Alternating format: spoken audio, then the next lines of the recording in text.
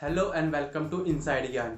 इन दिनों corona virus को लेकर लोगों के मन में काफी कंफ्यूजन फैला हुआ है। बहुत से लोगों को नॉर्मल खांसी, जुकाम या बुखार की समस्याएं हो रही है और ऐसे में कई लोगों के मन में ये डर बैठ गया है कि उन्हें भी कोरोना वायरस का संक्रमण हो गया है। इसलिए इस वीडियो में मैं आपको कोरोना वायरस या नॉर्मल फीवर के बारे में कुछ बातें बताऊंगा जो आपके लिए काफी जरूरी है, जिससे आप जान पाएंगे कि आपको कोरोना हुआ है या फिर नॉर्मल खांसी जुकाम है। इसके साथ ही समस्या के इस समय में आपको क्या क्या करना चाहिए, क्या क्या जरूरी सामान आपके पास होना चाहिए, अगर आपका ऑक्सीजन लेवल कम है तो उसके लिए क्या करना चाहिए, और सबसे जरूरी बात कि अगर आपकी उम्र 40 से कम है तो आपको वैक्सीन लगवानी चाहिए या नहीं। लेकिन सबसे पहले जानते हैं लोगों की फीवर और कोल्ड की समस्या के बारे में। इस समय लोगों को 3-4 तरह की परेशानियां हो रही है। पहला, नॉर्मल खांसी, यानी अगर आपको केवल सूखी खांसी हो रही है तो इसका मतलब ये खांसी आपको पोल्यूशन के कारण हो रही है। ऐसे में आपको घबराने की जरूरत नहीं है।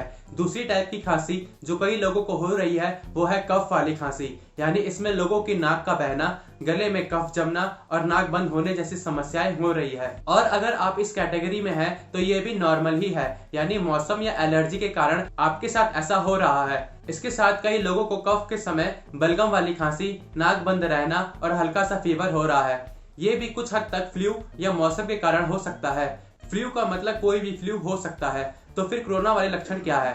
आपको बता दूं तो इसमें सबसे बड़ा लक्षण आपको सूखी खांसी होना। इसमें लोगों को तेज बुखार रहेगा, बदन में दर्द रहेगा, सबसे ज्यादा जॉइंट पेन रहेंगे और सांस फूलने लगेगी। पर जरूरी ये नहीं कि अगर आपको केवल सूखी खांसी या तेज बुखार है तो आपको कोरोना ही हो। इसके अलावा अगर आपको जुकाम है और छाती में बलगम जम रहा है तो आपके लिए स्टीम सबसे बेस्ट रहेगी। लेकिन कोशिश करें कि ज्यादा समय तक और ज्यादा गर्म पानी से स्टीमिंग ना लें, इससे आपके लंग्स में असर पड़ सकता है। स्टीम से बेशक गला और नाक खुल जाता है, लेकिन स्टीम लेने से कोरोना का वायरस नहीं मरता। कई लोगों को ये गलतफहमी है कि स्टीम से कोरोना का वायरस खत्म हो जाता है। अब सबसे जरूरी बात, अगर आपको पिछले 3-4 दिनों से बुखार आ रहा है और अगर इसके लिए आप दवाई भी ले रहे हैं फिर भी बुखार उतर रहा है और चढ़ रहा है तो आपको इसके लिए अपना कोरोना टेस्ट कराना चाहिए। कोरोना के लिए RT-PCR टेस्ट को सबसे एक्यूरेट माना जाता है। हो सके तो RT-PCR टेस्ट करवाएं, लेकिन अगर ये सुविधा आपके नजदीक में नहीं है तो आप रैपिड टेस्ट भी करवा सकते हैं। अब एक कंडीशन ये भी है कि अगर आपको 2 से 3 दिनों से बुखार है और अगर टेस्ट में आप नेगेटिव आ गए तो ऐसा नहीं है कि आपको कोरोना नहीं है, क्योंकि कोरोना की ये दूसरी लहर जो चल रही है इसमें कई बार सिम्टम्स पकड़ में भी नहीं आ रहे। और दूसरा, ये सभी टेस्ट 100% एक्यूरेट भी नहीं है, इसमें फॉल्स नेगेटिव भी आ सकते हैं। तो जरूरी है कि आप अपनी बॉडी कंडीशन के अकॉर्डिंग ही अपना ट्रीटमेंट करवाएं। कोरोना का सबसे बड़ा असर हमारे फेफड़ों पर पड़ता है। यहाँ तक कि लक्षणों के मौजूद होने के बाद भी जिन लोगों की कोविड टेस्ट नेगेटिव आई है उसमें सिटी स्कैन और छाती के एक्सरे के बाद संक्रमण का पता चला है। अगर आपको ऑक्सीजन की कमी के कारण सांस लेने में तकलीफ हो रही है तो इस संकेत को हल्के में नहीं लेना चाहिए। आमतौर पर ये तब होता है जब वायरस तेजी से फैलने लगता है और फेफड़ों में ऑक्सीजन की सप्लाई बंद होने लगती है।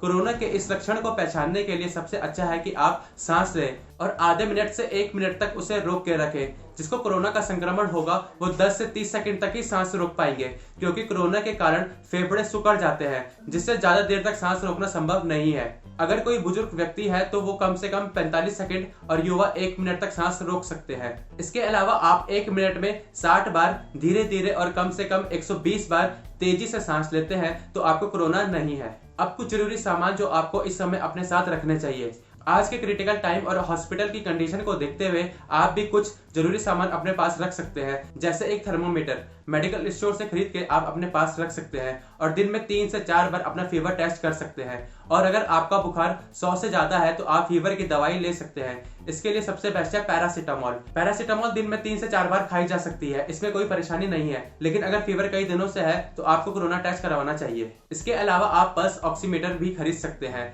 ये किसी मेडिकल स्टोर या फिर ऑनलाइन आपको आसानी से मिल जाएगा। इस मशीन को आप अपनी उंगली में लगाते हो और ये आपको बताता है कि आपका ऑक्सीजन सैचुरेशन कितना है। दिन में लगभग 4 बार इसका टेस्ट करके आप अपना ऑक्सीजन मीटर चेक कर सकते हैं। अगर ऑक्सीजन 94 से 95 से ज्यादा है तो घबराने की बात नहीं है, लेकिन अगर आपका ऑक्सीजन लेवल कम है तो आप ऑक्सीजन की सुविधा उपलब्ध न होने पर भी प्रोन ब्रीथिंग कर सकते हैं। ऐसा करने से आपको ऑक्सीजन लेवल 4 से 5% बढ़ जाएगा। प्रोन ब्रीथिंग के लिए पेट के बल लेट जाएं और एक तकिया सर के नीचे रख लें। एक तकिया छाती के नीचे और एक तकिया घुटने के नीचे रख लें। अब 30 मिनट तक इसी पोजीशन में लेकर स्लो और डीप ब्रीथिंग करें तो आपका ऑक्सीजन लेवल सामान्य हो जाएगा। इसके अलावा ब्रीथिंग एक्सरसाइज करें, इसमें गहरी सांस लेनी और छोड़नी है। अब एक जरूरी सवाल, लोगों के मन में ये भी है कि क्या उनको कोरोना वैक्सीन लगवानी चाहिए या नहीं। तो बिल्कुल आपको वैक्सीन लगवानी चाहिए। वैक्सीन से आपको ये समझना जरूरी है कि भले ही ये कोरोना के इन्फेक्शन से 100% नहीं बचाएगी, वैक्सीन लगाने के बाद भी लोगों को कोरोना हो रहा है, लेकिन वैक्सीन लगाने का ये फायदा है कि आप काफी सीरियस कोरोना से बच सकते हैं, जिसमें पेशेंट की हालत काफी खराब हो जाती है। तो उस हालात में वैक्सीन पहुंचने नहीं देती। तो ऐसे में वैक्सीन मिले तो बिना कुछ देरी किए आप वैक्सीन लगवा सकते हैं। बाकी घर पर रहें, जरूरत पड़ने पर ही घर से निकले। नींबू पानी या नारियल पानी हर रोज अगर आप ना भी पाए तो हल्का गर्म पानी पीते रहें। वेल, आज के लिए बस इतना ही। आपको ये वीडियो कैसी लगी और आगे आप किस टॉपिक पर वीडियो देखना चाहते हैं हमें कमेंट करके जरूर बताएं। और ऐसे ही इन्फॉर्मेटिव वीडियो देखने के लिए हमारे चैनल को सब्सक्राइब करना ना भूलिएगा।